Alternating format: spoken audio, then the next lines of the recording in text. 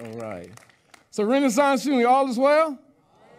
And all is in divine order. We're right where we're supposed to be in this moment. And we're living this moment. I've been reading a book called Share My Life. Now, I read the book twice, 2 times, hit me 2 times. Read it twice, then bought the audio because I wanted to listen to it in my car. And what struck me was in chapter 40, the author of the book says something about the human condition. Quote, "The human condition presents a conflict." Can we say conflict?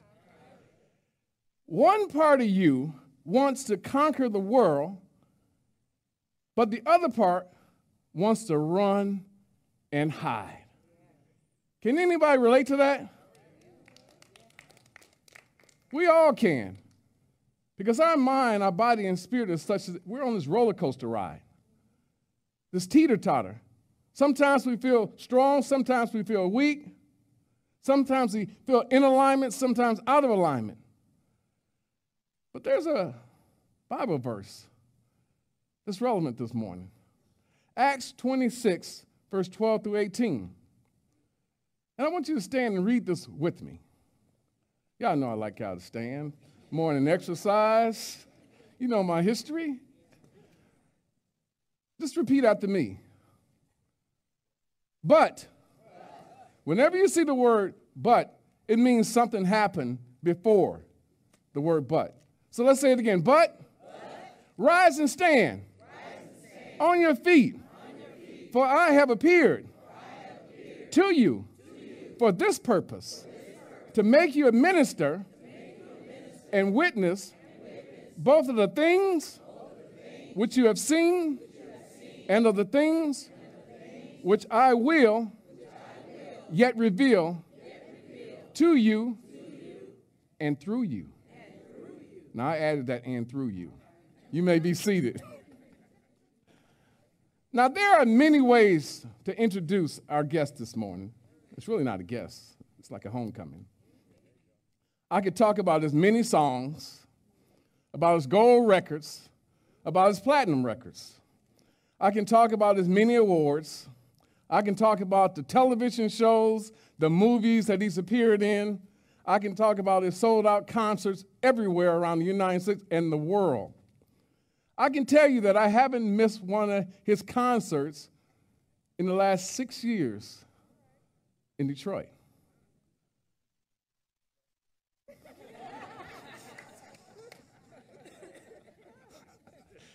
They don't know who you are yet. But I want to tell you about a little story. And this harkens back to Saturday, August 28th, 2021. He had just finished an amazing 2-hour concert at Chene Park, now known as Aretha Franklin Amphitheater. The opening act was Loose Ends. And so I know Loose Ends' manager and their vocalist, Ken Watson, and so he gave me passes to get back to see Kim, potentially, in Loose Ends. Now, I had with me 2 mature women, about 80 years of age, who had traveled from Cleveland, Ohio, because they wanted to see him perform live. Now, the relationship is that one of the women was my college roommate's mother and her sister. And so after the concert, we waited, kind of like backstage. Never saw him come out. And so I said, we got to go, y'all. You know, they're getting ready to turn out the lights. And so we got to go. And so we ventured down this dark alleyway, leaving the amphitheater to where we were parked. And it was dark. Can y'all say dark? It was pitch black dark. Down this alleyway. All of a sudden, I'm walking with these 2 mature women. Notice I never call women old. Give me some brownies for that. We're walking down this dark alleyway, and all of a sudden, this giant black SUV, a Suburban, comes down there, and this window is down. And these 2 women I'm with, they're yelling out, Kim, Kim, Kim. That's the best impersonation I can do. And he just waved. But as he waved, one of the women fell on this broken concrete, and she took a hard fall on her face. All of a sudden, I hear Kim yell out to his driver, "Stop." And he kept driving. Pardon my French, because I'm just quoting you. He says, "Stop the damn car. I'm not that important." He gets out of the SUV, helps me pick her up, is so attentive, compassionate with her, I thought they knew each other. And he says, "Are you okay?" He says, "Do I need to take you to the hospital?" Notice the words that he used. Do I need to take you to the hospital? And she said, "No, I'm okay." But she was bruised, her face, she fell on her face, and one of her tooth was loose. But he said, "Make sure you're okay. Get her checked out." And they both said, "Well, can we take a picture with you?"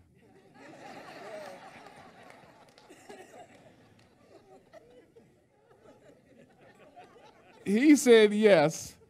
And I'm just taking all this in, didn't introduce myself as "are you" or anything. I knew the relationship. But he gave me the camera, and I took the picture, and he drove off. The manner of the man matters.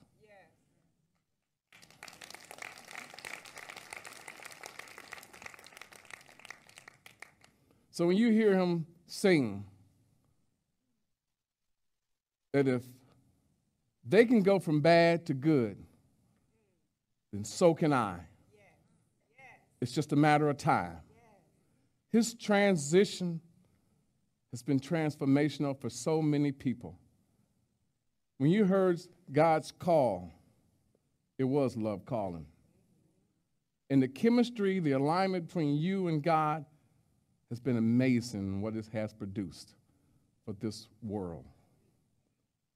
You know that sometimes wandering can lead to wounds, but you also know that wounds lead to wisdom. And that wisdom leads to us being vessels for a witness of the goodness, the greatness of God. I give to you our son, our brother, our friend, Kim. Let me greet him on our feet.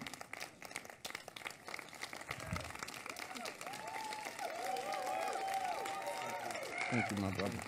Thank you.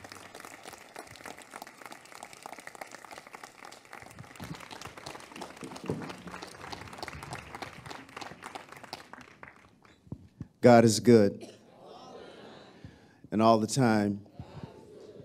I learned that from my friend Jim Lee. I took it from him.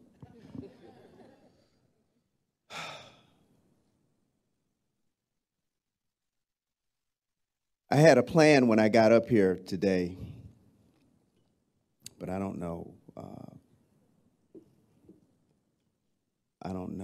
if I'm going to be able to stick to the script.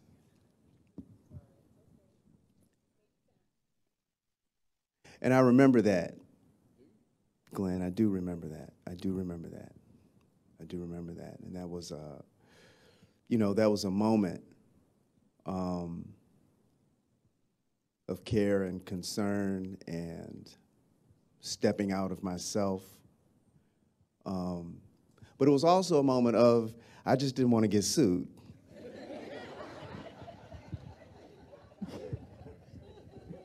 I was trying not to get sued. Look, I can't tell you how grateful, how moving, how unexpectedly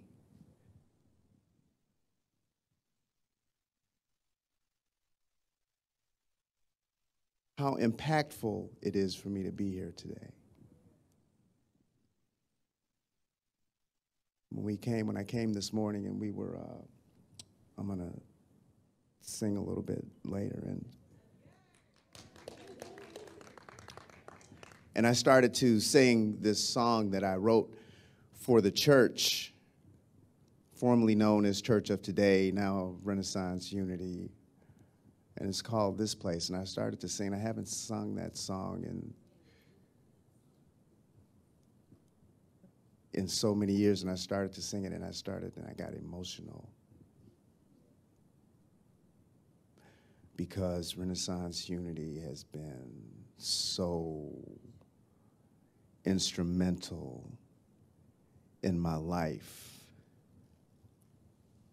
This place, and we're not in the church anymore, but it's still this place. My parents were students of Jack Boland. I mean, the church, you know, and my mother and I, my mother got sober before I did, and I spent a few years after she got sober still doing research. Research and development. But once I started to turn the corner, they were coming to Renaissance, they were coming to Church of Today, and they were sitting, and I got to hear Jack Boland give a talk. And he was 35, 36, 37, 8 years sober, and I'm sitting there newly sober and listening to Jack talk about being sober this long, and I'm like, how can anybody stay sober that long?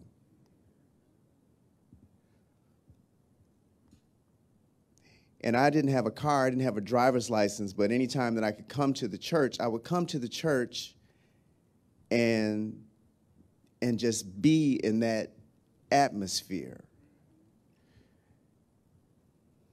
I got my license, my life to be. I had my first child. I didn't have my first child, but when my first child was born, Troy, that was 1995, and her mother and I didn't stay together, and I would bring her to church on Sunday. We were living in Inkster. I would drive this 1987 Toyota Tercel, manual shift, no air conditioning, AM radio, with my daughter in the back seat and drive to Renaissance Unity because there was something here that I needed.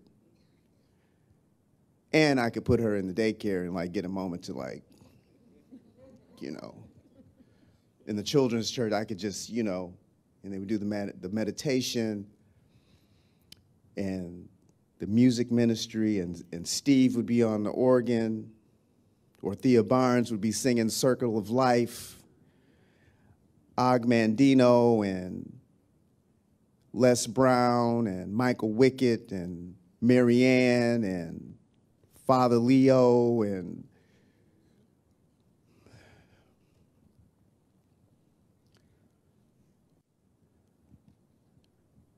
I had no idea what my life was going to be transformed into at that time.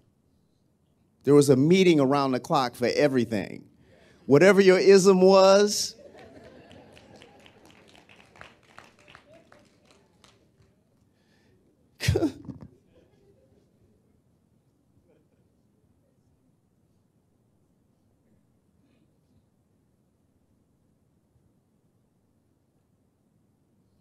I never imagined that I would be singing on the platform, let alone speaking from the platform.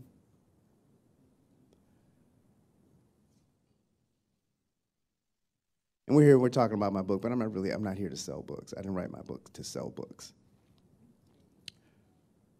I wrote my book because my life has been transformed, because people have shared their stories with me. And my hope is that the book does the same thing for somebody else.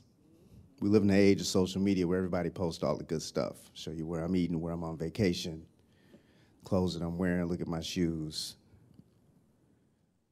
But our lives are not transformed in that way. Our lives are transformed when we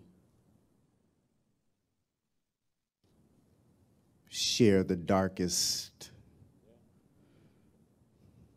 when we talk about the stuff that we don't want nobody to know, when we put our crazy on the table, when I show you where I've been broken, when I talk about how I didn't know if I was going to make it or not. In my book, I talk about mental illness. I talk about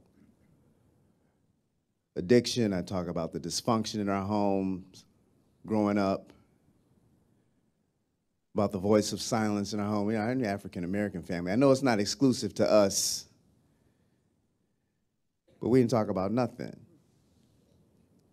right? This is grown folks' business. We didn't ask any questions. You were told to go in another room and sit down, and I didn't have any coping skills. We didn't talk about nothing. Everybody knew we were crazy, but nobody talked about it.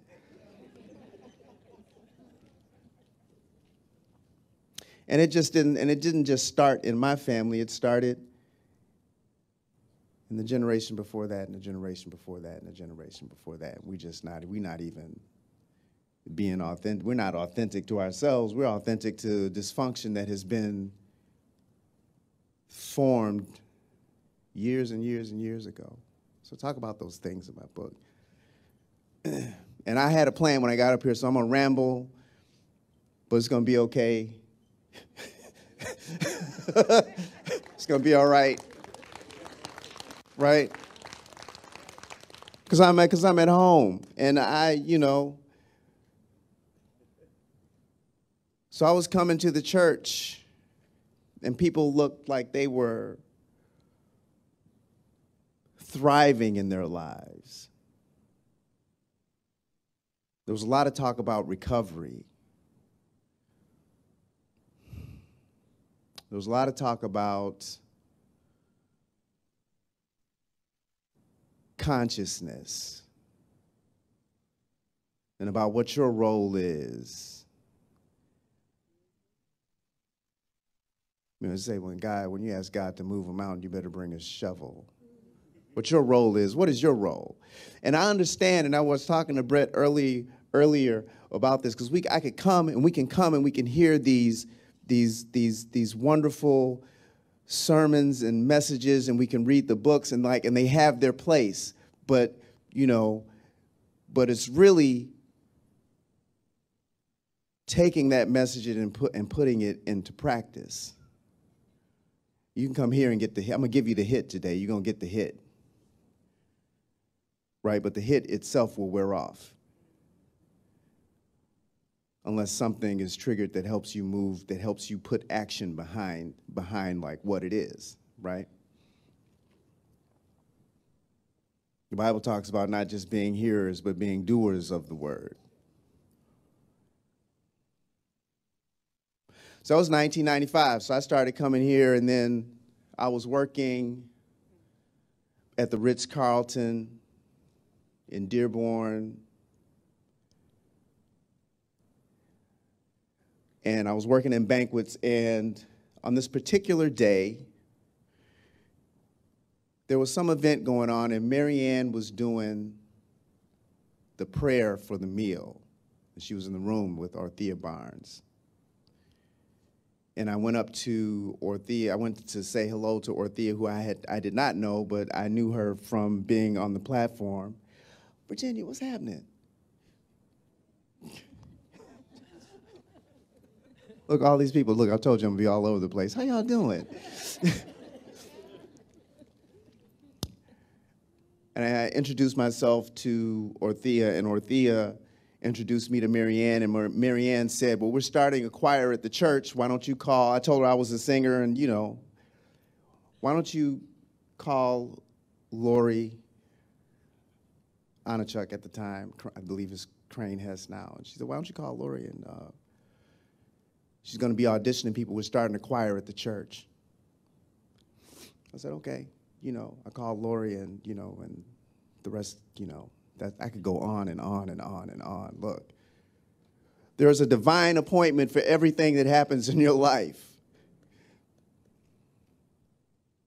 And you don't know what it's going to be. You don't really know what it means. These moments that you have right now, you really don't know what they're going to lead to. That's why we have to be careful and be mindful of where we are right here and stay present in this moment and pay attention to everything that's happening. Not because he's going to reveal everything to you at once. He don't tell you what it's going to be. Because if he told you what it was going to be, you wouldn't go. right? I'm going to take you here. He give you the vision. Look, you're going to go here. This is what's going to happen. This is where you're going to end up. But I'm not telling you everything that's going to be in between that. Because if I told you what was going to happen, you try to talk me out of it. Or you talk yourself,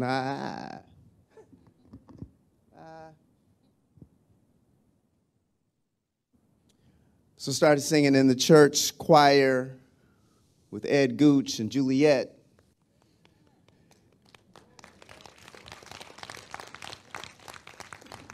And Crystal Matthews and Chris McKee, Jose Carretero on piano, Ray Tini, Dan on the drums, Thornetta Davis, Michael Brock, Ralph Mitchell.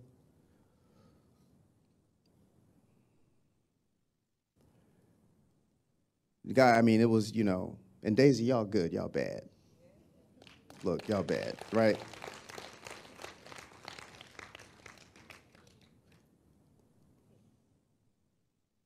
Life was really difficult at that time. I was robbing Peter to pay Paul to keep my lights on.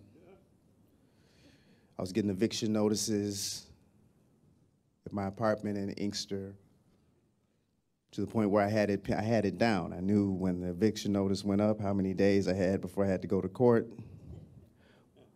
And then after I went to court, I knew how many days I would have to come up with the money, and I would always find, you know, the money to keep from getting evicted. And now I'm singing in this church, and now I need a suit. I had to go buy a suit. I spent $200 on a black suit to sing in the gospel truth, and I thought I was gonna die.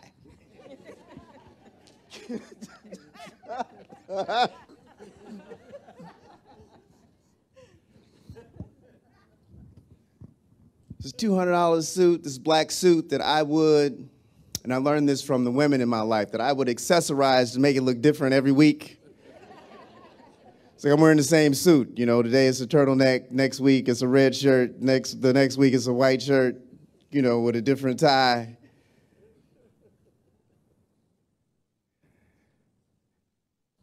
I was robbing Peter to pay Paul. In my book, I wrote my book for the entrepreneur. My mother used to sell Mary Kay.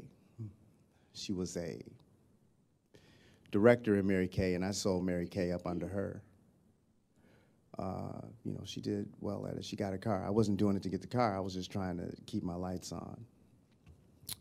And I was robbing Peter to pay Paul. I was working at American Blind and Wallpaper Factory. I was waiting tables at the Ritz, waiting tables at a seafood restaurant, just, you know. And my mom called me one day. I was selling this Mary Kay product. She said, there's a guy I know that works at Fifth Third Bank. You know, you can get a loan. He'll give you a loan. You fill out paperwork. He'll give you a loan, and then you can buy more Mary Kay product, and that'll be good for me, and that'll be good for you, and it'll be a great thing. And I did that. I went and talked to my man at Fifth Third Bank, and they gave me a $2,000 loan. And I bought a keyboard.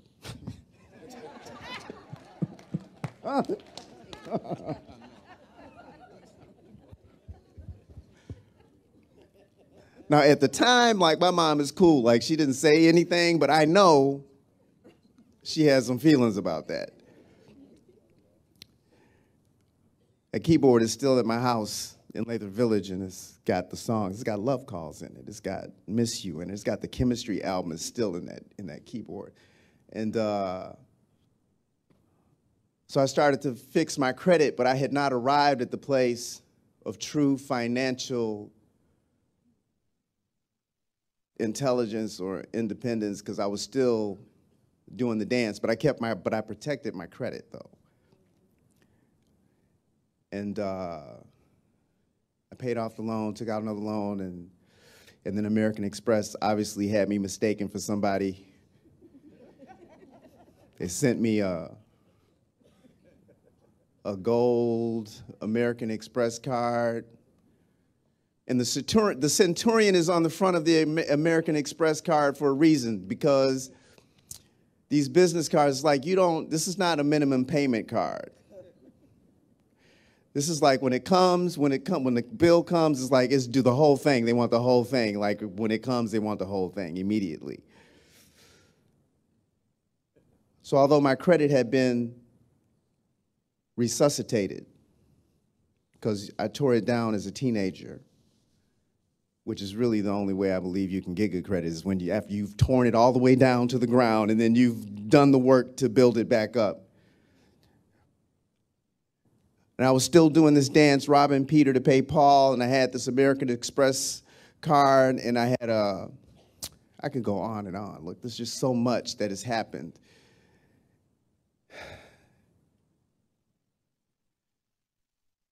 But I couldn't really put my finger on how to move from this consciousness of lack and limitation to one of abundance. I had upgraded from the Tercel to a 1994 Camry, 1992 Toyota Camry. Because my car, the Tercel, broke down on M14. I was going to pick my daughter Troy up, and it broke down on the side of the road. And my daughter was in the back seat. And I didn't have a cell phone.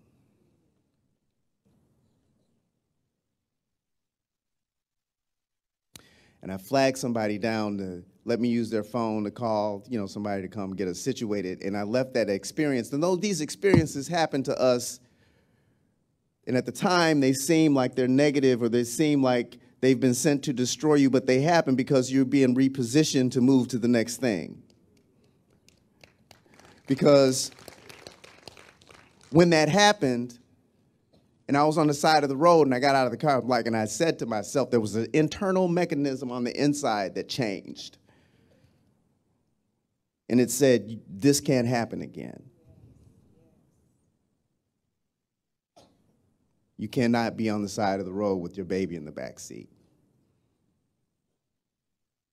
And I went and paid a ridiculously high interest rate to finance my first car. Scared me to death. The commitment of, dude, I got to come up with the car. It was $340 a month. Thought I was going to die.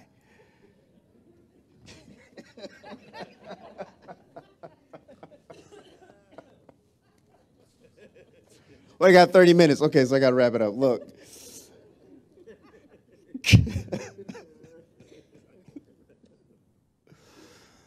So I knew Ford Credit. I knew when I needed to call them right before the payment was due, what day it needed, but what time it needed to be before 4 o'clock. It was on Friday. It wasn't going to post due. I had it all figured out. Right, and I'm managing my eviction notices and my judgments, right, my credit card, my Amex, I'm robbing I'm doing all this stuff, and it's working, but it's crazy. And I went to Novi, I went to 12 Oaks in Novi, and I had this American Express card, so I would always, load up the card and then figure out how to pay it off. And I was at 12 Oaks in Novi. And in front of a Banana Republic, looking at the window, there was something in there that I wanted. I'm singing in the choir. I'm going to Renaissance Unity. I'm working on music. My life is being transformed bit by bit by bit all the time. And I'm at this Banana Republic. There's something in there that I want. And I'm positioned to walk into the store, and I don't do it because there was another internal mechanism, something that clicked on the inside and said, there has to be a better way to live. I should be able to go into the store and buy anything that I want without having to do this dance that I'm doing. Got to be a better way to live. There's an adage I love that says, when the student is ready, the teacher appears. And within weeks after that moment of of denying myself the gratification, the instant gratification, I was in a 4T class at Renaissance Unity. Changed my life. Tithing of your time, your treasure, and your talent. Totally transformed my life. I talk about that in the book. They're just so this place, there's just so much. You know, there's just so much. And you think you're going through. I wrote my book for everybody who's been trying to nurture and hold this seed of God's promise on their life, trying to hold on to it, the dream that you've been nurturing, the hope that you have for your family, for your career, for your health, for your spiritual growth, for these promises of God that we have in our heart. I wrote my book for those of us who are holding on to those things while simultaneously not knowing if your time will ever come. There's a divine appointment for everything. Everything ain't supposed to go the way that you want it to go. Everything is not supposed to happen according to the timing that you think it's supposed to happen in. I was trying to get a record deal when I was 19 years old. Had I gotten a record deal when I was 19 years old, we would not be having this conversation. Right?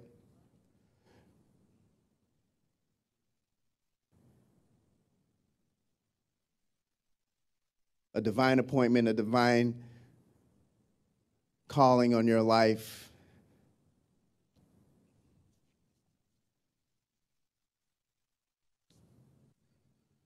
Even when it looks like it may not happen.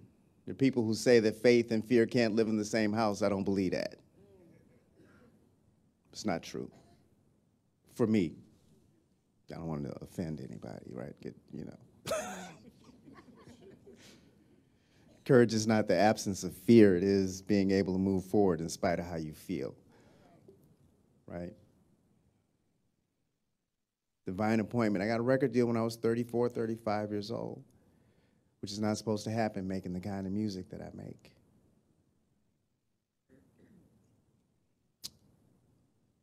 You know, so this place, this place is everything. You know, I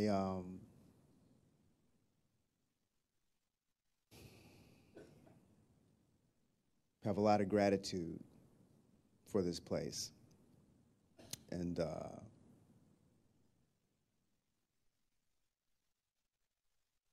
I believe that the best is yet to come.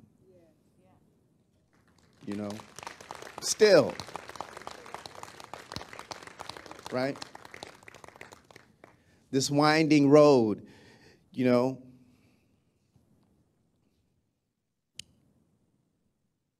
the best is yet to come. And I will close with this. It's time for me to close, Brett. You want me to get off the thing? This is the last paragraph of my book.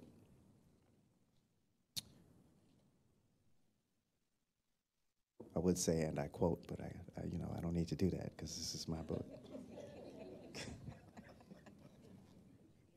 Yes, the struggle had been intense. And yes, surely I knew the struggles wouldn't just cease to exist. But no matter how severe the struggles or how tempestuous the battle, I felt fortified. I felt something deep in my soul.